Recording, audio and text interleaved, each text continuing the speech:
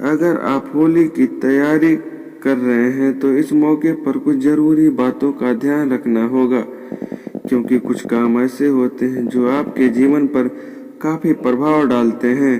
इसीलिए होली से पहले आपके लिए कुछ चीज़ों को घर से बाहर निकाल देना अच्छा होता है।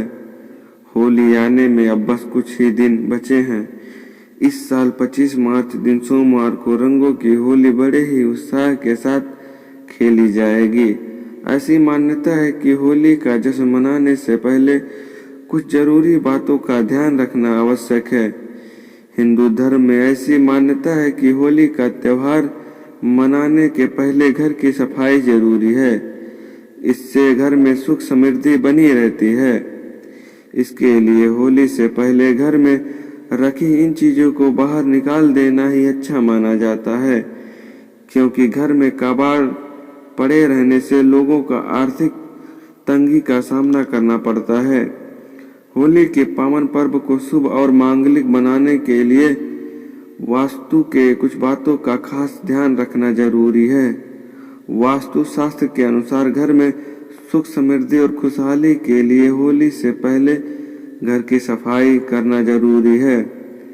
इसीलिए लंबे समय से घर में रखे पुराने जूते चप्पल को होलिका दहन से पहले बाहर निकाल दें। घर में टूटे बेकार जूते चप्पलों को रखना शुभ नहीं माना जाता है। इससे परिवार के सदस्यों में आर्थिक समस्याओं का सामना करना पड़ता है। सूखा हुआ तुलसी का पौधा घर से कर दें बाहर। दोस्तों, अगर आपके घर में तुलसी का पौधा सूख गया हो तो उसे होलिका दहन से पहले ही घर से बाहर निकाल दें और नया पौधा घर में लगा दें।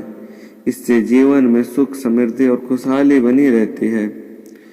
पुराने कपड़ों का ना करें इस्तेमाल।